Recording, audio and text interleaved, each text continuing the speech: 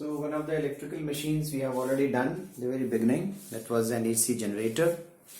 This is the second AC machine you have in your syllabus you have to discuss. It is called as a transformer. And you are in the city of BHEL where these devices are actually constructed. Huge transformers are constructed, but maybe you might have seen some small sized transformers also, which are used, as I have said, in rectifiers and in electronic circuits etc. उसमें आपने देखे होंगे transformers, छोटे छोटे से mini transformers. But transformers are built with very huge sizes also. You might have seen them sometimes in some of your colonies also. So transformer is an AC machine which is used either increase or decrease, या तो voltages को बढ़ाने के लिए या फिर voltages को घटाने के लिए यूज किया जाता है. Increase or decrease the magnitude of alternating voltages. It is mainly used in long distance transmissions में, जहां हमें एसी पावर जो जनरेशंस की जाती हैं, कहीं थर्मल पावर, हाइड्रो पावर, जहां इलेक्ट्रिसिटी जनरेट होती है, उसको लॉन्ग डिस्टेंस, क्योंकि जनरली ये थर्मल पावर प्रोजेक्ट्स जो होते हैं वो जहां रेजिडेंशियल एरियाज हैं, जो लोग रहने वाले हैं, उनसे कहीं दूर होता है. अब वहां से पावर जनरेट करने के बाद यहाँ हमारे जहां यूज होने वहां तक उसको सप्लाई करना है. तो you might have seen long distance transmission cables होती हैं, ऊंची ऊंची टावर्स पे से मोटी मोटी केबल्स, वायर्स चल रही होती हैं और उनमें से इलेक्ट्रिसिटी दूर दूर तक भेजी जा रही होती है. तो उन्हें भेजने के लिए, लॉन्ग डिस्टेंस ट्रांसमिशन करने से पहले हमें इस डिवाइस की जरूरत पड़ती है, यहाँ पर हम वोल्टेजेस को बहुत बहुत हाई वोल्टेजेस तक बढ़ा देते हैं और उसको बढ़ाने का काम करता है ट्रांसफार्मर. अब वो क्यों बढ़ा देते हैं, एसी वोल्टेजेस को बढ़ाकर ही क्यों भेजा जाता है? If you might have seen sometimes, आपने आसपास अपने कुछ कॉलोनीज में भी देखे होंगे ऊंचे ऊंचे टावर्स जिसमें इलेक्ट्रिकल केबल्स लगी होंगी. अगर आप जाएं तो उसके आसपास आप उस पर देखेंगे डेंजर बोर्ड सिंबल लगा रहता है. And might be if you have read about it, if you read on it, it's written on it as 66,000 volt. हाँ, आपके बिजली घर के पास जाइए, वहां पर देखिए लिखा होगा 132,000 किलो वोल्ट पर वो इलेक्ट्रिसिटी रिसीव कर रहे हैं. तो वाई सच हाई वोल्टेजेस, है ना, वो क्वेश्चन बात का है. बट वो हाई वोल्टेजेस पे हमें एसी को कन्वर्ट करने के लिए चाहिए डिवाइस ट्रांसफार्मर. तो ट्रांसफार्मर्स को मैं यहाँ पर एक छोटी सी बात जो छूट गई बता देता हूं. Mainly there are two types of transformer. एक को कहते हैं स्टेप अप ट्रांसफार्मर एंड दूसरा कहलाता है स्टेप डाउन ट्रांसफार्मर. राइट. तो जैसे मैंने कहा, it is used to either increase or decrease alternating voltages. It is either increasing the alternating voltage, magnitude of alternating voltage at the cost of current. Voltage बढ़ाता है तो current को घटा देता है, और decreases the alternating voltage by increasing the current. अगर voltage बढ़ाता है तो करंट घटा देता है, वोल्टेज घटाता है तो करंट की वैल्यूज को उतने ही टाइम्स वो लगभग बढ़ा भी देता है. तो इस तरह से हम कहते हैं there are two types of transformers which are either step up transformer. ये जो वर्ड हम अप एंड डाउन यूज करते हैं वो इसमें वोल्टेजेस का जो वेरिएशन कर रहा है उसके लिए ये रेफर किया जाता है. Step up transformer means a transformer which to which you give AC voltages which are generally of low magnitude, but it converts into a AC voltage which is of high voltage, high magnitude. Like whereas step down transformer में high AC voltage को हम एक low AC voltage में convert कर देते हैं. So that is a step down transformer. So ये दो तरह के transformers हैं इस तरह से, right? Transformers actually work on the principle of mutual induction, और हम mutual induction principle को पिछले टॉपिक्स में पढ़ चुके हैं. In which you have two coils like I have shown in the diagram, two coils, but इसमें generally coaxial coils रखी जाती हैं so that उनकी जो mutual coupling है वो maximum हो. So two coils are kept. मैंने डायग्राम में सिर्फ थ्योरी को समझने के लिए मैंने दिखाया है कि दो अलग अलग coils होती है, but otherwise actual transformers में ये दो अलग अलग coils एक साथ एक ही एक्सिस पर, एक ही कोर के ऊपर वाइंड अप की जाती हैं. ठीक है, जिसमें एक कॉइल का नाम है primary coil, second coil is called as secondary coil. Primary coil and secondary coil, और इन दोनों कॉइल्स को वाइंड अप किया जाता है ऑन ए आयरन कोर. एक आयरन का कोर, क्योंकि आयरन की एक हाई परमिएबिलिटी है, सो दैट ये मैग्नेटिक फ्लक्स को अपने में लिंक कर लेता है. क्योंकि इसकी परमिएबिलिटी हाई है तो magnetic lines of forces are not allowed to escape. तो वो मैक्सिमम फ्लक्स लिंकेज करने के लिए हम लोग इसमें आयरन कोर्स का यूज करते हैं. And these iron cores are further laminated as I have shown in them thin sheet like structures. आपको समझ में आ रहा है अगर तो ये मतलब जैसे रेक्टेंगुलर शेप तो दिख रहा है लेकिन वो पतले पतले शीट्स के फॉर्म में है, उसको लैमिनेटेड कोर कहा जाता है। And before you again keep them together packed, हम उनको इंसुलेट कर देते हैं, उसके ऊपर वार्निश पेंट्स वगैरह लगा दिए जाते हैं और फिर से उनको पैक कर दिया जाता है। मतलब अल्टीमेटली वो एक थिक कोर तो बन जाता है लेकिन वो लैमिनेटेड होता है। क्या है पर्पस लैमिनेटेड करने के पीछे, वो सब अभी हम पढ़ते हैं उसके बारे में। तो as I said it is mutually coupled के पेयर ऑफ टू कॉइल्स है ये, है ना, with each other. And whenever you change a current in one of the coils, किसी एक कॉइल में करंट अगर आप वैरी करते हैं तो वो दूसरी कॉइल में एक फ्लक्स जो लिंक करता है उस फ्लक्स को वैरी करता है, और उस फ्लक्स के वैरी करने से तो यहां तो एक सेल्फ इंडक्शन से इंड्यूस्ड ईएमएफ होती ही है, इस सेकेंडरी कॉइल में भी वो एक इंड्यूस्ड ईएमएफ जनरेट करता है। अब इसके अप्लाई करने से, यहां पर एक ईएमएफ अप्लाई करने से सेकेंडरी कॉइल में एक इंड्यूस्ड ईएमएफ जनरेट होने लगी, इसी को म्यूचुअल इंडक्शन कहते थे आप, राइट। अब यहां पर जो ईएमएफ अप्लाई किया और जो यहां इंड्यूस्ड ईएमएफ प्रोड्यूस हुई, अगर यहां अप्लाइड ईएमएफ ईपी है और यहां इंड्यूस्ड ईएमएफ ईएस प्रोड्यूस हुई, तो ES will it be less than EP, ES which will be may be more than EP, वो डिपेंड करेगा कि हमने प्राइमरी और कॉइल में, सेकेंडरी कॉइल में कितने नंबर ऑफ टर्न्स रखे हैं, इन कॉइल्स के नंबर्स का रेशियो क्या है। तो इनके रेशियो पर डिपेंड करता है कि वो स्टेप अप बनेगा या स्टेप डाउन ट्रांसफार्मर बनेगा। So that is how we have a transformer. ये इसका कंस्ट्रक्शन पार्ट मैंने बताया कि these are the three main parts of the transformer. Now इसमें हम अभी थोड़ी देर में डिस्कस करते हैं why it is laminated, why it is made up of soft iron, ठीक है। So this is not an actual structure of transformer. एक एक्चुअल ट्रांसफार्मर में ये दोनों कॉइल्स को एक्चुअली माउंटेड होती हैं, एक ही एक्सिस पर माउंटेड होती हैं, और उसमें डबल रेक्टेंगुलर लूप्स बनाए जाते हैं। डबल रेक्टेंगुलर लूप्स में बीच में जो आर्म हो जाता है, उस आर्म के ऊपर हम प्राइमरी कॉइल और सेकेंडरी कॉइल्स की वाइंडिंग्स करते हैं, ठीक है।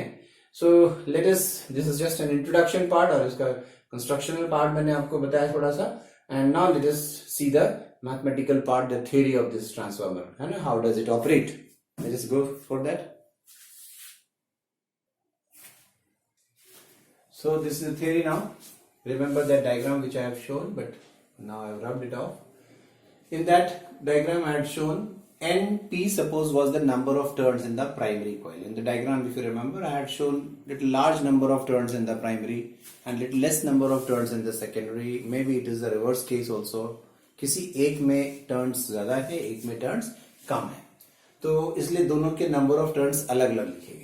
NP may be more than NS, maybe NS may be more than NP. So NP is suppose number of turns in the primary coil, and NS is the number of turns in the secondary coil. Now across the primary, I had shown a source, AC source, which was connected across one of the coils, that is the primary coil. And across the other coil, I had shown a resistance connected across it. It is called as the load. हाँ, उस transformer के across जो आपके colony में transformer लगा हुआ है, उस ट्रांसफार्मर से सबके घरों को सप्लाई दी जा रही है, तो हमारे घरों को जो सप्लाई मिल रही है वो हमारे घर के जो अप्लायंसेज हैं वो सब लोड है, वो रेजिस्टेंस आर जो वहां पर लगा हुआ था। ओके, ईपी मींस कहीं जो पावर जनरेट हो रही है वो हमारे लिए सोर्स है। तो EP is the applied EMF.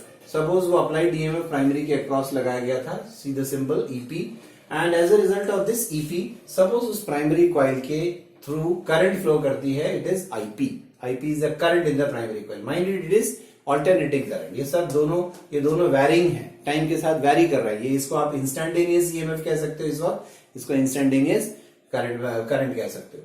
अब as a result of this current what happens is a magnetic field is produced, है ना, which gets linked with itself, of course, वो तो self induction है, but it also gets linked up with the secondary coil. But before it gets up linked with the secondary coil, let me say कि वो flux जो सारा produce होता है primary coil की वजह से, करंट की वजह से, वो उसके कोर में प्रोड्यूस होता है। वो कोर जो हमने कहा था कि वो सॉफ्ट आयरन कोर है, वो आयरन कोर इसीलिए लिया गया था कि आयरन कोर की हाई परमिएबिलिटी होने की वजह से वो सारी मैग्नेटिक लाइंस ऑफ फोर्सेस को अपने कोर में ही लिंक कर लेता है। So the magnetic flux phi which gets linked in the core of the transformer, जो मैंने आपको एक ट्रांसफार्मर का स्ट्रक्चर दिखाया था, let me just show a rough sketch। ऐसा एक स्ट्रक्चर जो दिखाया था मैंने आपको, if you remember, यहाँ एक प्राइमरी कॉइल थी, यहाँ पर एक सेकेंडरी कॉइल थी, तो I had shown some dotted lines in this core। वो इस कोर के थ्रू लिंक्ड फ्लक्स था। इसका जो क्रॉस सेक्शन व्यू दिखाई पड़ रहा है आपको ऐसा, इसके थ्रू जाती हुई लाइंस कितनी है, 5। तो कोर के थ्रू फ्लक्स जो लिंक हुआ वो मान लीजिए कितना है, 5। 5 is the flux linked with the core। अब अगर ये लाइंस ऑफ फोर्सेस हम एज्यूम करें, एक आइडियल सिचुएशन हम एज्यूम कर रहे हैं कि कोई लाइन ऑफ फोर्स कोर के बाहर नहीं है, सारी की सारी लाइंस, क्योंकि एक हाईली परमिएबल मीडियम है तो उसने सारी लाइंस को अपने थ्रू अपने ही अंदर लिंक कर लिया है। तो अगर इस कोर के थ्रू किसी क्रॉस सेक्शन से कितनी लाइंस जा रही हैं, the number is 5, then same lines must be passing through the secondary coil, every turn of secondary coil as well as every turn of primary coil.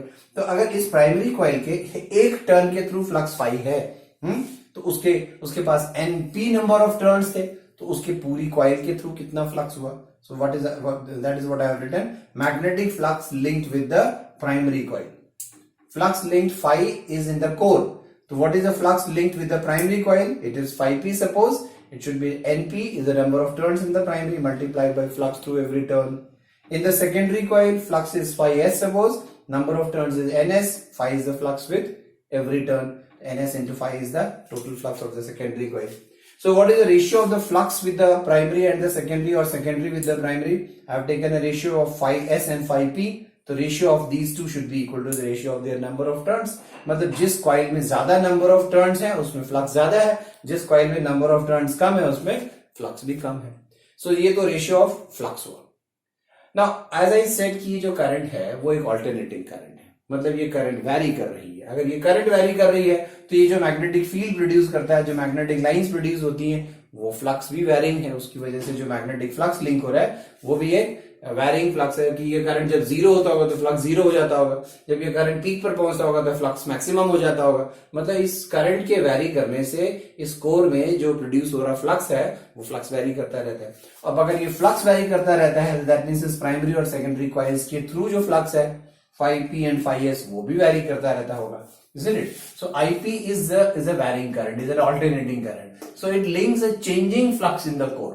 वो core में जो flux 5 मैंने बताया वो लिंक करता है, वो एक चेंजिंग फ्लक्स है। As a result of that वो फ्लक्स अगर कोर में चेंज हो रहा है तो इसलिए मैंने कहा प्राइमरी और सेकेंडरी कॉइल में भी फ्लक्स चेंज हो रहा है। So suppose that flux is changing at the rate of d∅/dt in the core.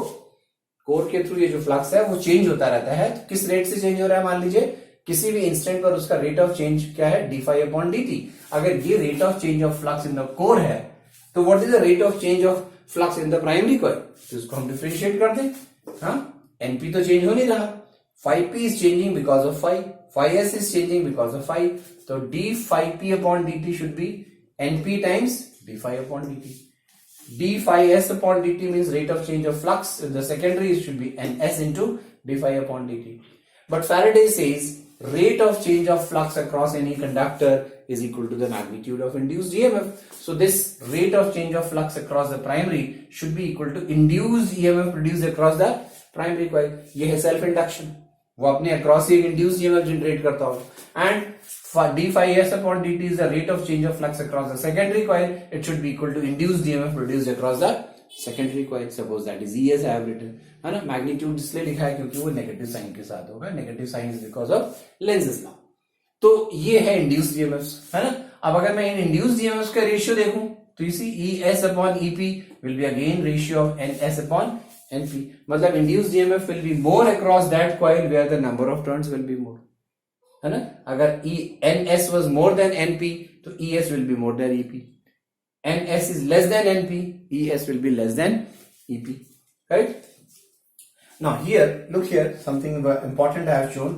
Here I had written this was applied EMF, and now I had written this is induced EMF across primary. This was applied EMF across the primary at any instant, and this is the induced EMF produced across the primary coil at that instant. अगर ये induced EMF था तो at any moment ये induced EMF कितना होना चाहिए, must be equal to the applied EMF. जैसे आपने प्योर इंडक्टर एसी सर्किट्स में याद करो पढ़ा था कि हमने कहते थे LdI/dt induced EMF across any inductor at any instant it is equal to the applied EMF at that time, है। So EP is applied induced EMF. Suppose EP was the applied EMF, so at any moment of time EP must be equal to this EP. Clear है ये? यहां तक तो सबको समझ में आ रहा है? Let us proceed. So proceeding further, we have here, suppose there ES was the applied EMF, मतलब EMF produced across the secondary coil, as a result of which, suppose where you connected a load resistance R across the secondary, due to which a current begins to flow. Induced EMF produce हुआ था secondary coil के across ES, है ना, और उसके across आपने एक load resistance R connect किया हुआ था, तो एक load resistance induced EMF produce हो रहा है तो उसमें से करंट प्रोड्यूस होगा, है ना, induced current, and that suppose the current in that coil is or through that resistance is IS. So current in the secondary coil or maybe due to that resistance also because they are connected in series, तो वो same होना चाहिए, suppose it is IS. अब उस load resistance R से अगर IS current जा रहा है तो उस रेजिस्टेंस के क्रॉस एक पोटेंशियल ड्रॉप होगा, तो वो पोटेंशियल ड्रॉप कितना होगा, current into resistance, IS current जा रहा है, R रेजिस्टेंस है, तो potential drop will be IS into R. I have written it as ES. Okay, ES is the potential drop which is across the resistance. This ES was the induced EMF produced across the secondary coil. तो अगर ES is the potential drop, ES is this is the induced EMF, they must be equal. इतने joules per coulomb supply की जा रही है तो इतने joules per coulomb उसी वक्त खर्च भी होना चाहिए उस रेजिस्टेंस के across, right, just like we had written it across the primary also. तो अगर वहां पर देखिए आपने जो इक्वेशन लिखा था वो था ES, that ES मैं sorry EP was equals to this EP, induced EMF applied EMF. तो इन दोनों का जो रेशियो है वो इन दोनों का रेशियो भी होना चाहिए. So this is what I have written, ES upon EP मतलब potential drop across the resistance in the secondary, applied EMF across the primary should be equal to induced EMF across the secondary to the induced EMF produced across the primary.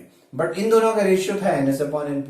That means जो वहां पर potential drop across the resistance मिलेगा upon the applied EMF, उसका ratio भी number of turns of secondary and primary के equally ही होगा. Isn't it? Now this is that guiding equation. आपको ये समझ में आना चाहिए और ट्रांसफार्मर हमारा किस काम आने वाला है कि सेकेंडरी कॉइल के ईएमएफ को अगर हमें बढ़ाना है तो we should have large number of turns in the secondary. Primary में नंबर ऑफ टर्न्स कम कर दो, जितने नंबर ऑफ टर्न सेकेंडरी में ज्यादा होंगे उतनी टाइम ज्यादा इंड्यूस्ड ईएमएफ आपको मिलेगी. यहाँ पर प्राइमरी में 1000 टर्न्स है, सेकेंडरी में 5000 टर्न्स है, 5 गुना ज्यादा टर्न्स है, तो ईएमएफ जो भी अप्लाई करेंगे आप उससे 5 टाइम्स ज्यादा ईएमएफ आपको सेकेंडरी के अक्रॉस मिलेगी. फिर ये that was a step down, step up transformer, right. Okay, ये तो हुई बात ईएमएफ की. Now let us talk about the currents also. Currents की भी बात की जाए उसके लिए हम पहले जानना चाह रहे हैं कि एक ट्रांसफार्मर की एफिशिएंसी क्या है. See every machine has got an efficiency. जब भी कोई मशीन बनाई जाती है, मशीन का काम होता है कि आपका वर्क को इजी कर देता है. कोई भी मशीन आपके लिए एनर्जी जनरेट नहीं करता है. ये भी मशीन हमारे लिए है, ये इलेक्ट्रिकल मशीन है, तो ये हमारे लिए कोई इलेक्ट्रिकल एनर्जी जनरेट नहीं करता है. तो इसमें भी एक हम प्राइमरी के अक्रॉस पावर सप्लाई कर रहे हैं, तो सेकेंडरी के अक्रॉस पावर को यूटिलाइज कर रहे हैं. तो what is the input power, मतलब अब मैं पावर की जब बात कर रहा हूं तो कितनी एनर्जी पर सेकेंड हमने दी और वहां हमने आउटपुट पर कितनी एनर्जी पर सेकेंड हमने ऑब्टेन की. तो output power means energy obtained per second in energy given per second. इन दोनों का जो रेशियो है that is called as efficiency of transformer. ठीक है, but you remember power was the product of EMF and current. तो अगर output power में पूछो तो क्या है, अगर EP was the potential drop across the input power, potential difference applied across the primary, or IP is the current in the primary coil, तो EP into IP should be the input power. Whereas output में आपने जो resistance R लगाया था उसके through IS current है और उसके अक्रॉस ES पोटेंशियल ड्रॉप हो रहा है, तो ES into IS should be called as the output power, right? तो ये अगर आउटपुट पावर है, ये इनपुट पावर है, the ratio of these two ES upon ES IS upon EP IP should be called as efficiency. इसको multiply कर दे with 100, तो इसको 100 से मल्टीप्लाई कर दे तो ये परसेंटेज में कन्वर्ट हो जाएगा. So that is efficiency of transformer. Now suppose we are assuming our transformer to be an ideal transformer, मतलब इसमें किसी भी प्रकार की एनर्जी डिसिपेशन नहीं है ना. डिसिपेशन मतलब इलेक्ट्रिकल एनर्जी हम कह रहे हैं कि किसी और फॉर्म में कन्वर्ट नहीं हो रही है, तो इसका मतलब उसकी एफिशिएंसी 100% है, जो ऑफ कोर्स किसी भी ट्रांसफार्मर में नहीं होती, किसी भी मशीन में नहीं होती. एक आइडियल सिचुएशन हम लोग ले रहे हैं. अब अगर 100% नहीं होती तो हम वो वाला परसेंटेज आगे यूज किया करेंगे किसी रियल ट्रांसफार्मर के लिए. अभी जिस थ्योरी में हम डिस्कस करने के लिए अगर एक 100% एफिशिएंट ट्रांसफार्मर है तो efficiency will be 100% means ES IS upon EP IP should be equal to 1, isn't it? That means ES IS should be equal to EP IP. Product ES into IS should be product EP into IP, or you can write it as, देखिए ES upon EP can be written as IP upon IS. देख रहे हैं, उल्टा हो गया. तो why I have taken this 100% efficiency just to understand this idea कि अगर एक ट्रांसफार्मर में सेकेंडरी का ईएमएफ प्राइमरी के ईएमएफ से ज्यादा है, मतलब स्टेप अप किया गया है, तो कैन यू सी करंट का रेशियो उल्टा हो गया, मतलब ईएमएफ बढ़ाया जाता है अगर ट्रांसफार्मर में तो करंट की वैल्यूज उतने टाइम्स डिक्रीज हो जाता है, ईएमएफ घटाया जाता है तो करंट उतने टाइम्स बढ़ जाता है। तो ट्रांसफार्मर इट्स नॉट कि वोल्टेज को बढ़ाता है तो मतलब वो पावर को बढ़ा देता है, power is not increase, voltages is increase at the cost of current, voltages are decrease with the benefit of current, कि वोल्टेज बढ़ाई तो करंट घट जाएगी, वोल्टेज घटाई तो करंट बढ़ जाएगी। तो अगर वो ईएमएफ के लिए स्टेप अप है तो करंट के लिए एक्चुअली वो स्टेप डाउन है, ठीक है। तो हम जनरली ईएमएफ के लिए बात करते हैं ट्रांसफार्मर्स की, तो this is the ratio for the currents, है ना। तो ईएस अपॉन ईपी वो एस अपॉन एनपी था। तो let us just summarize all the quantities जो अभी तक हम लोगों ने कंपेयर किए सेकेंडरी और प्राइमरी के लिए, सबको एक साथ समराइज करूं अगर मैं, see I have summarised all the expressions जो अब तक हम लोगों ने लिखे। The ratio of induced EMFs across secondary and primary, potential drop across primary, applied EMF across secondary across primary, flux across secondary, flux across primary, but these ratios were equal to the reciprocal of current across the currents across the secondary and the primary, means it is now IP upon IS। अभी तक आप secondary is to primary देख रहे थे, यहाँ हो गया उल्टा IP upon IS, है ना। They are all equal to the ratio of secondary number of turns to the primary number of turns। This ratio is a constant, ये तो कंस्ट्रक्शन में हमने किया होगा, तो ये एक कांस्टेंट है किसी भी ट्रांसफार्मर के लिए, and this constant is known as constant K. Okay, this constant K is generally called as the transformation ratio of transformer. अब ये ट्रांसफॉर्मेशन रेशियो या तो 1 से कम होगा या 1 से ज्यादा होगा, it is never equal to 1, ये 1 के इक्वल नहीं हो सकता। We don't make a transformer जिसमें कि प्राइमरी और सेकेंडरी की नंबर ऑफ टर्न्स बराबर है, तो फिर वो ना तो स्टेप अप करेगा ना स्टेप डाउन करेगा, then what is the use of transformer. तो स्टेप अप या स्टेप डाउन करना है तो आइदर के शुड बी ग्रेटर देन 1, तो के ग्रेटर देन 1 होगा तो क्या होगा, मतलब के ग्रेटर देन 1 होगा तो क्या होगा, N S will be greater than NP. अगर एन एस एनपी से ग्रेटर है that means E S will be greater than EP, but IP will be greater than I S, means I S will be less than IP. EMF बढ़ाया तो current घटा दिया, so this transformer is named as step up transformer. Input voltage low, output voltage high, तो it is a step up transformer. Whereas if K is less than 1 means NS is less than NP, so ES will be less than EP, but IS will be greater than IP. Voltage is reduced but current is increased, right? So that is called as your step down transformer. तो हमारे पास हमने कहा था दो तरह के transformers हैं, so that is how we have the difference between these two transformers. तो थ्योरी में हमने डिस्कस करने के लिए तो एक ऐसा आइडियल ट्रांसफार्मर कंसीडर किया कि वो 100% एफिशिएंट था, तो आपने ये इसको 1 ले लिया। बट हैड इट बीन कि ये 95% है तो आप लिखिए ES IS अपॉन EP IP is equal to 95%, 0.95 लिखेंगे, तो ES IS will be equal to 0.95 times EP IP, correct. ES upon IP will be equal to 0.95 times IP upon IS, मतलब करंट्स तो होंगी लेकिन उसका जो रेशियो है वो ES अपॉन IP के रेसिप्रोकल के इक्वल नहीं होगा, वो थोड़ा सा कम हो जाता है फिर उस केस में, तो वहां वैसी कैलकुलेशन करेंगे। But just to understand the idea of कि करंट वो बढ़ाता है कब घटाता है, हमने एक आइडियल ट्रांसफार्मर लेकर समझने की कोशिश की।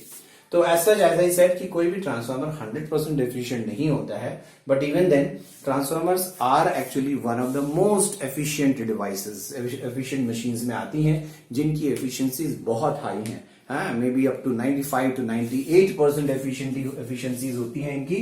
तो अगर होती हैं इतनी भी तो वो 2 या 5% भी लेस क्यों है, तो वो what are the reasons for the energy losses in transformers. Let us discuss a little energy losses in transformers and how are they reduced, कैसे उनको हम काम करते हैं।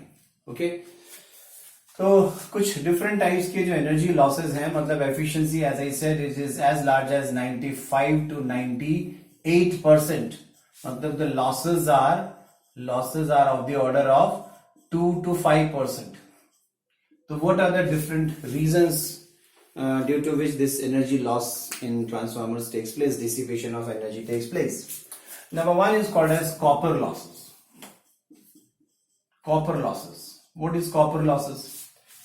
Basically, copper losses are nothing but कि जो प्राइमरी एंड सेकेंडरी कॉइल्स हम उसमें यूज करते हैं वाइंडिंग करने के लिए, they are generally made up of copper. Now they are copper, not that कि दे आर सुपर कंडक्टर्स, है ना. They are copper means they too have resistances, although their resistances because of their low resistivity they have very less resistances. तो हम उसमें जो resistances हैं उसको eliminate नहीं कर सकते, वो तो रहेंगी, है ना. मे बी वो बहुत कम कर सकते हैं by using like copper wires, may be using thicker copper wires. तो हम उसकी थिकनेस बढ़ाकर उसकी रेजिस्टिविटी, हाँ सिल्वर वायर यूज कर लीजिए भाई, थोड़ी और रेजिस्टिविटी घट जाएगी, हाँ. बट सिल्वर रेजिस्टेंस वायर से अब अगर ट्रांसफॉर्मर्स बनाएंगे तो उसकी कॉस्ट फिर तो कॉस्ट इफेक्टिव नहीं रह जाएगा फिर वो, है ना. तो ट्रांसफॉर्मर हमारे घरों में पहुंच जाएगा फिर, तो वो मशीन्स में नहीं लगेगा, राइट. तो कॉपर लॉसेज इसलिए उसका नाम दिया गया copper losses, because the primary and secondary coils are made up of copper and these copper wires have some resistances also, and these resistances when they carry these currents, primary में IP, secondary में IS, जब currents flow करेंगे, so there is some heat loss which is proportional to the square of the current.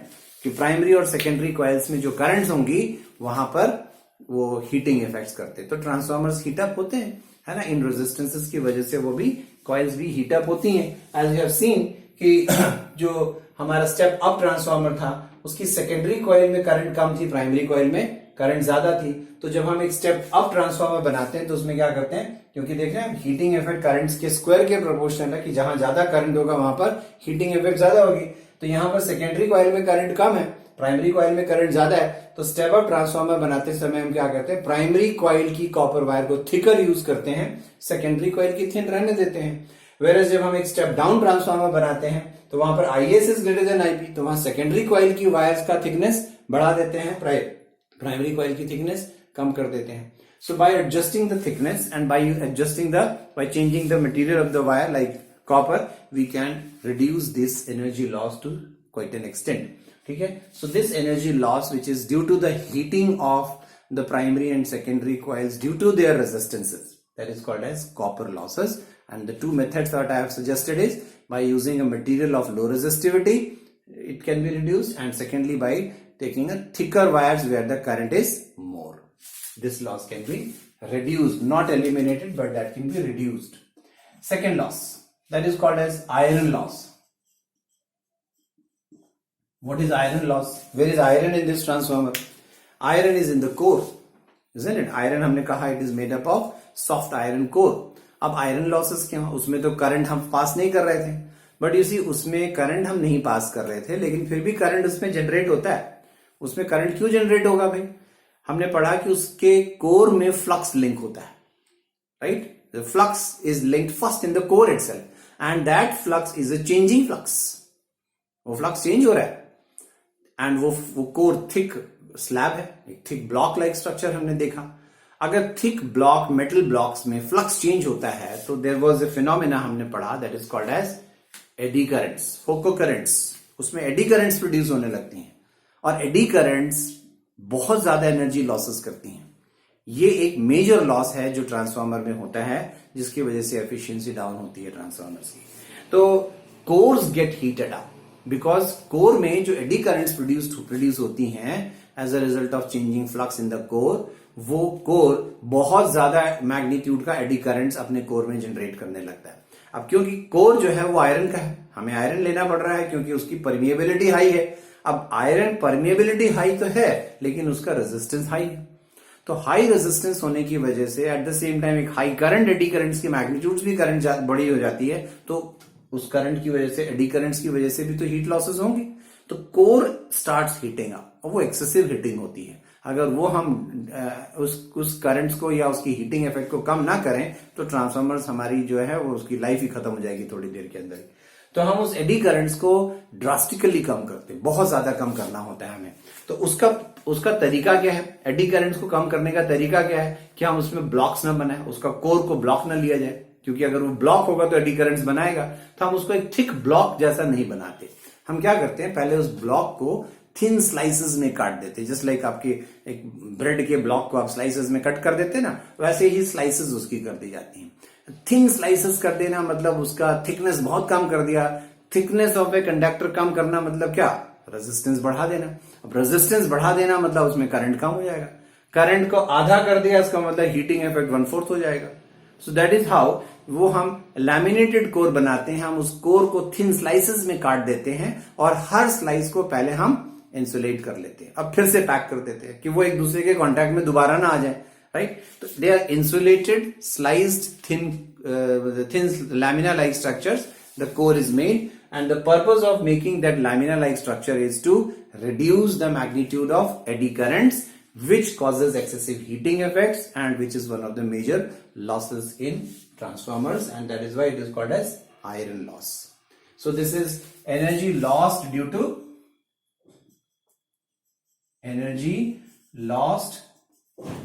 to formation of eddy currents in the core. And how it is reduced? क्या बताया reduce करने का तरीका क्या है? ये तो लॉस का कारण हो गया। रिडक्शन का मेथड क्या है? that this energy loss is reduced by converting that core into thin laminas, and each lamina is first of all insulated with the help of some polish and paints, and then they are again together put in the form of a core. Okay, so that is how this energy loss can be reduced. Third type of energy loss, another loss is called as hysteresis loss. What is hysteresis loss? Hysteresis loss is actually, it is an after effect of magnetic flux which causes a magnetization of the core. You know, ये जो core है वो iron का होने की वजह से जब उसमें मैग्नेटिक फ्लक्स चेंज होता है, उसके साथ जब एक मैग्नेटिक फ्लक्स लिंक होता है तो वो आयरन कोर को मैग्नेटाइज कर देता है, मैग्नेट्स में कन्वर्ट कर देता है उसको। बट सी वो करंट ऑल्टरनेटिंग है, करंट रिवर्स करता रहता है अपने डायरेक्शन, हर हाफ साइकिल के बाद रिवर्स करता है। तो for one half cycle current का डायरेक्शन एक होने से, एक पर्टिकुलर डायरेक्शन होने से, एक पर्टिकुलर डायरेक्शन में मैग्नेटिक फील्ड प्रोड्यूस होती है, तो वो कोर उस पर्टिकुलर ओरिएंटेशन में मैग्नेटाइज हो जाता है।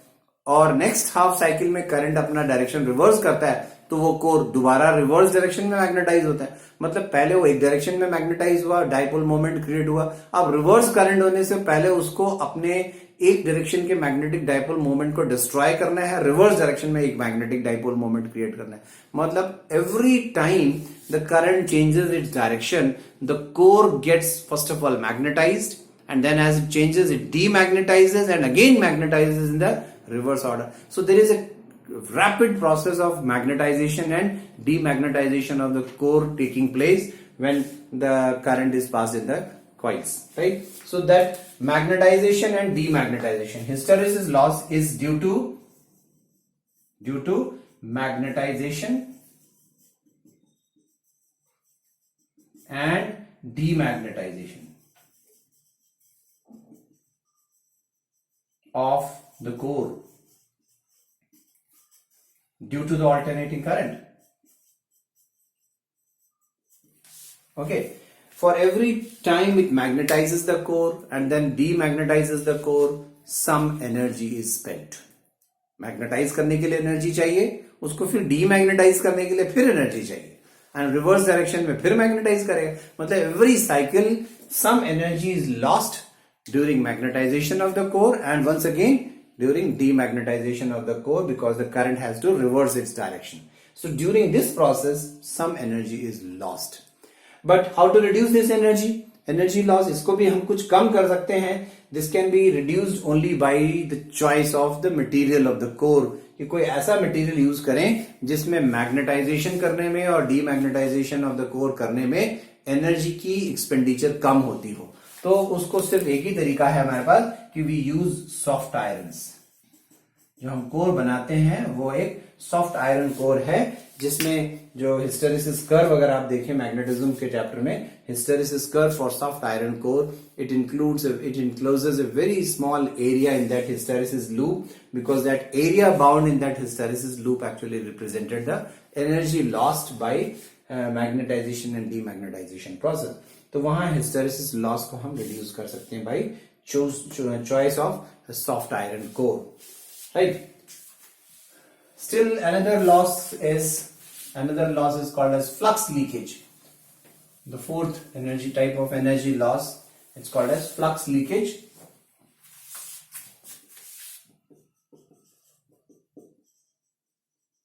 फ्लक्स लीकेज, कि मैंने आपको जो थ्योरी में डायग्राम दिखाया कि एक प्राइमरी है, एक सेकेंडरी कॉइल है, करंट हमने प्राइमरी से पास किया, उसने मैग्नेटिक फील्ड जो प्रोड्यूस की वो सेकेंडरी से लिंक हुई। अगर वो दोनों कॉइल्स ऐसे डिफरेंट प्लेसेस पे रखी होंगी स्पेस में या एक कोर के अलग अलग आर्म्स पे हम वाइंड करेंगे, there will always be some magnetic lines of forces which may not get linked up with the secondary coil. तो हम इस इनकम्प्लीट लिंकेज ऑफ फ्लक्स को, कि प्राइमरी जितनी लाइंस ऑफ फोर्सेस प्रोड्यूस कर रहा है उसकी कुछ परसेंटेज ऑफ लाइंस लिंक हो जाती है, कुछ परसेंटेज ऑफ लाइन सेकेंडरी के साथ लिंक नहीं होती हैं, तो उसको हम कहते हैं फ्लक्स लीकेज। ओके, तो flux leakage can be also one of the cause for the energy loss, कि कुछ एनर्जी फ्लक्स जो क्रिएट करने में चला गया लेकिन वो लिंकेज ही नहीं हुआ, उसकी वजह से इंड्यूस्ड ईएमएफ प्रोड्यूस होने में हुआ ही नहीं फिर वो। So this flux leakage can be minimised, है ना। व्हाट इज द कॉज, हमने क्या लिखा, incomplete linkage. It is an incomplete linkage of flux with the secondary coil produced by this primary coil. And how it is reduced? इसको reduce करने का तरीका क्या है कि that both primary and secondary coils are wound on the same core. हम उसके core को एक सिंगल कोर के ऊपर प्राइमरी की वाइंडिंग करते हैं पहले, और उसी के ऊपर सेकेंडरी कॉइल की भी वाइंडिंग कर देते हैं, ठीक है। और ये जो कोर हमने बनाया वो ऐसा लूप्ड स्ट्रक्चर बना देते हैं। ऐसा कोर होता है एक्चुअली, हमारा कोर ऐसा होता है, ठीक है, कि एक प्राइमरी कॉइल की यहाँ टर्न्स हैं ये, और ये सेकेंडरी कॉइल की टर्न्स हैं। पहले प्राइमरी कॉइल वाइंड किया, यहाँ पर एसी सोर्स कनेक्ट कर दिया, और यहाँ पर एक सेकेंडरी कॉइल उसी के ऊपर टर्न किया और यहाँ लोड रेजिस्टेंस लगा दिया। अब यहाँ प्राइमरी कॉइल से करंट होती है तो मैग्नेटिक फील्ड देखिए ऐसे प्रोड्यूस हुई तो ऐसे भी प्रोड्यूस हुई, है ना। मतलब most of the lines are within the core, they are passing through the primary coil as well as through the secondary coil. So that is how very less flux leakage will be there, almost negligible flux leakage is there, right? So that is how flux leakage can be reduced. Yet another type of loss is called as humming losses. You might have seen transformers nearby somewhere in your neighborhoods. आपकी colony में शायद लगा हो। It might happen कि जब transformers पुराने हो गए हैं आपकी कॉलोनी के, आप उसके आसपास से गुजरे, स्पेशली इन समर डेज जब वो उस पर लोड बहुत ज्यादा होता है, तो आप देखेंगे उसके पास से गुजरने पर एक हमिंग सी नॉइज आती रहती है, साउंड आता रहता है। तो वो हमिंग लॉसेस जो हैं that is because of the loosening of the transformer core और कॉइल्स एक्सेट्रा, कि जो हमने इसमें लैमिनेशंस की थी और उसमें जो हमने जो उसके वार्निश पेंट्स वगैरह की थी, कॉइल्स के ऊपर भी वार्निश कर दिया जाता है इंसुलेशन के लिए। धीरे धीरे मान लीजिए वो इंसुलेशन वेपराइज हो गई, उड़ गई, है ना, तो वो कॉइल्स या जो कोर्स हैं वो थोड़े लूजन अप हो जाते हैं। उनकी लूजनिंग की वजह से उसमें एक वाइब्रेशनल मोशन शुरू हो जाता है, और वो वाइब्रेशनल मोशन एक साउंड क्रिएट करने लगता है। तो उस साउंड की वजह से, sound is again a form of energy, so energy lost due to that sound produced because of the loosening of primary and secondary coils or the core of the transformer, it causes a loss of energy in the form of sound, right? So these are some this can be reduced. Again it can be reduced by once again revarnishing the coils, revarnishing the cores etc. हम उसको फिर से इस loss को reduce कर सकते हैं। So these are some different reasons why energy loss takes place and how they can be minimized in the transformers, right? So that was all about transformers theory. Now let me just discuss a bit about कि क्यों हम transformer construct करते हैं, जरूरत क्या है, कि what is the use of transformer in long distance power transmissions, हम क्यों ये ट्रांसफार्मर्स बनाते हैं। Let me just discuss a little.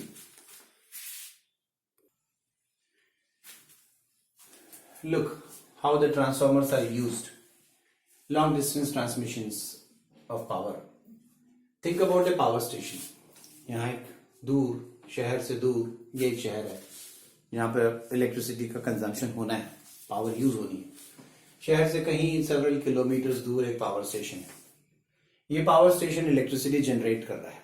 Okay, कितनी पावर जनरेट कर रहा है, सपोज छोटा सा एक पावर प्लांट है, 200 मेगावाट्स का पावर जनरेट कर रहा है, मतलब every second it is generating 200 into 10 to the power 6 joules of energy, right. Generate कर रहा है, सप्लाई नहीं कर रहा है, हम जनरेट हो रही, इतनी एनर्जी पर सेकेंड, इतने जूल एनर्जी पर सेकेंड यहां जनरेट हो रही है। ओके, इलेक्ट्रिसिटी में कन्वर्ट हो रही है, मैकेनिकल एनर्जी।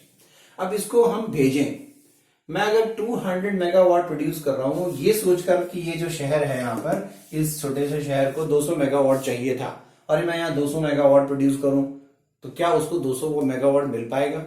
देखिए क्या हो रहा है, मैंने इसको ट्रांसमिट करने से पहले एक ट्रांसफार्मर लगा दिया। सपोज ये जो पावर जनरेट हो रहा था एट 4000 वोल्ट, मतलब इसकी जो आरएमएस वैल्यू है वो है 4000 वोल्ट। ये ऑल्टरनेटिंग ईएमएफ है ये, तो ये जो ऑल्टरनेटिंग ईएमएफ जनरेट हो रहा है उसकी ऑल्टरनेटिंग ईएमएफ की आरएमएस वैल्यू है 4000 वोल्ट, और ये कितनी एवरेज पावर जनरेट कर रहा है? 200 मेगावाट। अब इस 4000 वोल्ट को मैंने ट्रांसफर करने से, मतलब 4000 वोल्ट पर से ट्रांसफर नहीं किया मैंने, इसको ट्रांसमिट करने से पहले मैंने एक स्टेप अप ट्रांसफार्मर लगा दिया। ये स्टेप अप ट्रांसफार्मर कैसा है कि ये वोल्टेज को बढ़ाकर 10 टाइम्स कर देता है, मतलब 10 टाइम्स नहीं, उससे भी ज्यादा मैंने लिखा है, 60,000 वोल्ट कन्वर्ट करता है, मतलब एक स्टेप अप ट्रांसफार्मर है, राइट। रेशियो अगर मैं इसका के जानना चाहूं तो कितना है, के वैल्यू कितनी आएगी? 60,000 divided by 4000, right, that means it is 15, the value of के इज 15, तो मतलब 15 टाइम्स ये वोल्टेज को बढ़ा रहा है, राइट। इसने 15 टाइम्स वोल्टेज को बढ़ाकर 60,000 वॉट कर दिया। आई एम एज्यूमिंग कि ये ट्रांसफार्मर सपोज आइडियल है, ये ट्रांसफार्मर कोई एनर्जी लॉस नहीं करता, मान लीजिए ऐसा, हम देखिए आइडियल सिचुएशन लेके चल रहे हैं कि ये कोई एनर्जी कंजम्पशन नहीं कर रहा, there is no copper loss, no iron loss, no transmission, मतलब फ्लक्स लीकेज, कुछ भी नहीं हो रहा। तो इसका इनपुट पावर आउटपुट पावर के इक्वल है, राइट। यहां से इनपुट पावर मतलब ये 200 मेगावाट प्रोड्यूस कर रहा है, तो उसका मतलब 200 मेगावाट भेजने के लिए तैयार है ये। तो 200 मेगावाट जो उसने प्रोड्यूस किया वो 4000 वोल्ट पर प्रोड्यूस किया, लेकिन भेजने के लिए तैयार है वो एट 60,000 वोल्ट्स। तो पावर इनपुट जो था वो 200 megawatt means 200 into 10 to the power 6 वाट है, ठीक है। प्राइमरी इनपुट वोल्टेज है वो 4000 वोल्ट है, लेकिन आउटपुट वोल्टेज उसका 60,000 है। कि यही हम समझना चाह रहे हैं कि हम वोल्टेज को बढ़ा क्यों रहे हैं, भेजने से पहले बढ़ा क्यों रहे, 4000 वोल्ट पर ही क्यों नहीं ट्रांसमिट करते, ठीक है। 60,000 वोल्ट पर हमने उसको ट्रांसमिशन शुरू किया।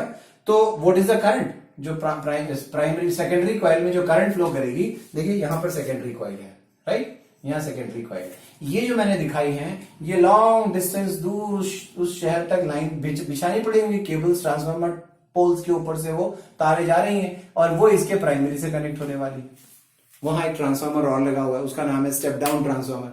तो ये देखिए ये एक लूप स्ट्रक्चर दिखाई पड़ रहा है ना आपको, इसका मतलब इस पूरे लूप में करंट वही होगा जो सेकेंडरी में होगा।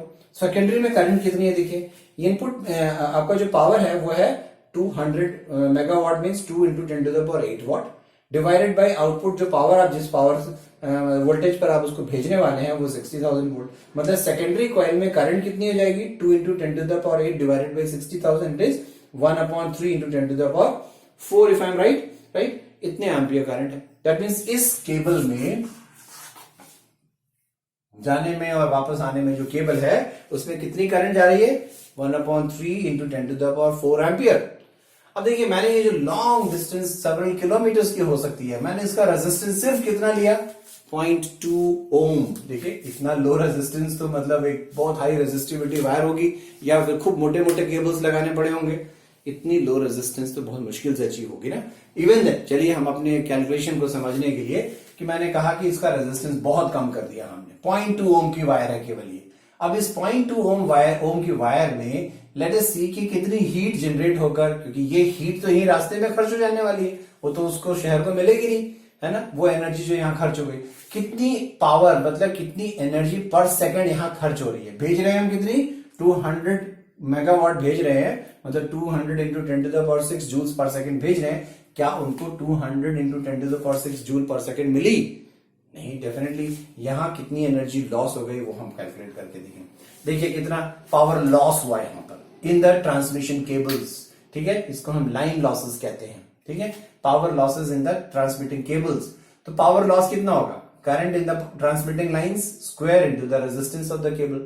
तो आई की वैल्यू कितनी थी, देखिए 1/3 into 10 to the power 4 square into the resistance of the transmitting cable, it is 0.2 ohms. Multiplied square करिए तो 1/9 into 0.2 divided into 10 to the power 8. Simplify it. I suppose it is 2.2 megawatt. 2.2 megawatt power तो loss हो गया, ठीक है। Suppose मैंने ये transformer नहीं लगाया होता, बिना ट्रांसफार्मर लगाए मैंने ट्रांसमिशन शुरू किया होता, मतलब मेरा ईएस कितना होता, ES की वैल्यू मेरी 4000 वोल्ट ही होती, तो what should have been IS? उस केस में IS कितना होता है विदाउट ट्रांसफार्मर? मैं पावर ट्रांसमिशन के लिए ट्रांसफार्मर का यूज नहीं करता हूं, तो ये हो जाता है पावर मतलब 2 into 10 to the power 8 divided by 4000, कितना आएगा? It is 1/2 into 10 to the power how much? 5 ampere. ये करंट होता है इस ट्रांसमिटिंग केबल में। और फिर उस केस में पावर लॉस कितना होता है देखिए जरा, what is the value of power loss? I square R 1/4 into 10 to the power 10 multiplied by resistance was only 0.2 ohm, कितना आया? तो 2/4 means half into 10 to the power 9, am I right? 2/4 so 1/2 10 to the power 9 मतलब कितना हुआ? 0.5 into 10 to the power 9 what, है ना? इसके 3 zeros, मतलब मैं क्या इसमें से कितने हटा दूं मैं? 9 है ना, 3 जीरो से डाल, तो 500 into 10 to the power 6 watt, am I right? That means 500 megawatt. क्या समझे कि अगर मैं ट्रांसफार्मर यूज नहीं करता तो यहां जनरेट हो रही है 200 मेगावाट और रास्ते में खर्च हो जाने वाली पावर कितनी है फिर? 500 मेगावाट, मतलब सारी रास्ते में ही खर्च हो गई, तो शहर को तो कुछ भी नहीं मिला फिर। तो ये पावर लॉस इतनी ज्यादा है कि हम बिना ट्रांसफार्मर के ट्रांसमिशन कर ही नहीं सकते। तो it is important that transformer must be there. तो ट्रांसफार्मर का यूज आपको मैं समझा रहा हूं कि why do I need a transformer. तो transformer and power station is required to step up the voltage. क्या पर्पज हुआ? वोल्टेज को बढ़ा देने से क्या एडवांटेज मिला हमें? करंट रिड्यूस हो गया। करंट रिड्यूस होने से पावर लॉस कम हो गया, क्योंकि पावर लॉस जो है वो ट्रांसमिटिंग केबल के करंट के स्क्वायर के प्रोपोर्शनल है। तो we have to drastically reduce the current. Transmission cables में करंट्स को बहुत बहुत कम करना पड़ता है, और बहुत कम करने का तरीका सिर्फ एक ही है कि बहुत बहुत ज्यादा वोल्टेज बढ़ा दीजिए। तो इसलिए आपने देखा होगा लॉन्ग डिस्टेंस ट्रांसमिशन जो केबल्स होती हैं उसमें जो पावर ट्रांसमिशन हो रहा है वो एक बहुत हाई वोल्टेज पे चल रहा होता है ना, लाइक 60,000 वोल्ट, 66,000 वोल्ट या इससे भी ज्यादा वोल्टेजेस पे पावर ट्रांसमिशन होता है, राइट। तो अब जैसे मैंने इसमें पहले वाली सिचुएशन को ली कि जब मैंने ट्रांसफार्मर यूज किया तो power loss was only 2.2 megawatt. अगर नहीं यूज किया तो इतनी ज्यादा पावर लॉस होगी कि सिटी तक तो पावर पहुंचेगी ही नहीं, राइट। तो 2.2 मेगावाट लॉस के साथ देखिए हमने देखा कि 1.1% का लॉस हुआ। इसको भी और हम कम कैसे करें कि इसकी जो ट्रांसफॉर्मेशन रेशियो है और बढ़ा लीजिए, और बढ़ाने से करंट और कम हो जाएगा, करंट और कम हो जाएगा तो पावर लॉस ट्रांसमिशन लाइंस में और कम हो सकता है, ठीक है। बट सी अब यहां 60,000 वोल्ट था, ठीक है। मैं एक छोटी सी कैलकुलेशन और आपको बता दूं इसी में। हमने ट्रांसफार्मर यहां से आउटपुट वोल्टेज जो 60,000 वोल्ट पे किया। अब ट्रांसमिटिंग केबल पे वोल्टेज ड्रॉप कितना होगा? Voltage drop across the transmitting cable इसी के साथ करते हैं। तो करंट कितनी थी? वो I into resistance of the cable होना चाहिए। करंट था आपका कितना? 1/3 into 10 to the power 4 into the resistance कितना था? 0.2। So you get 2 divided by 3 into 10 to the power 3, that means it is 2/3, मतलब हो जाएगा 0.67 into 10 to the power 3, that means 670 volt, if I'm right. 670, 670, 667 suppose 667 volt ऐसा आ रहा है। 667 volt का drop यहां पर होगा। अब 60,000 वोल्ट में से माइनस कर दीजिए 667 वोल्ट, वो इसका ईपी हो जाएगा, है ना। अब 60,000 में से अगर मैं माइनस कर भी दूं, 60,000 में से 6 मतलब लगभग 700 माइनस कर दूं, तो I am getting it is approximately 59,300 volt. अब even this high voltage can not be given to household supplies ना। हम 59,000 वोल्ट को घरों को नहीं दे सकते ना। तो घरों को सप्लाई करने के लिए, इंडस्ट्रीज को सप्लाई करने के लिए पावर, हमें यहां पे वोल्टेजेस को लो करना पड़ता है। अब उसको लो करने का तरीका क्या है? फिर यहां जहां शहर है, जहां पे इंडस्ट्री है, उस जगह तक पहुंचाई जाती है इस हाई वोल्टेज के साथ, है ना, उस जगह तक हम पहुंचाते हैं और वहां हम लगा देते हैं एक स्टेप डाउन ट्रांसफार्मर जो इस वोल्टेज को मे बी ये 59,000 वोल्ट को डिक्रीज करके 240 वोल्ट में कन्वर्ट कर देता है, 220 वोल्ट में कन्वर्ट कर देता है। तो वो 220 वोल्ट में कन्वर्ट होते ही यहाँ करंट बढ़ जाएगी, बहुत ज्यादा करंट बढ़ जाएगी। लेकिन यहाँ पर हम 500-600 घरों को ये सप्लाई दे देते हैं, तो 500-600 में वो करंट डिवाइड हो जाती है। हर घर को 15 एम्पियर 20 एम्पियर ऐसे करंट्स मिल रही हैं, राइट। तो वो 220 वोल्ट सब 220 या 240 वोल्ट को हम सबको पैरेलल से कनेक्ट कर देते हैं और वो हर ब्रांच में करंट डिवाइड होती चली जाती है। So that is how power transmission is done from long distance power stations to the cities और इंडस्ट्रीज नियर बाई, राइट। तो this is just a problem to understand कि what is the role of a step up transformer and what is the role of a step down. हमें दोनों transformers चाहिए, step up चाहिए at power station, step down चाहिए जहां हमें electricity को फिर दोबारा यूज करना है। With this explanation, with this example, I hope it should be understood कि द यूज ऑफ ट्रांसफार्मर्स क्या है। ठीक है, that is all for today.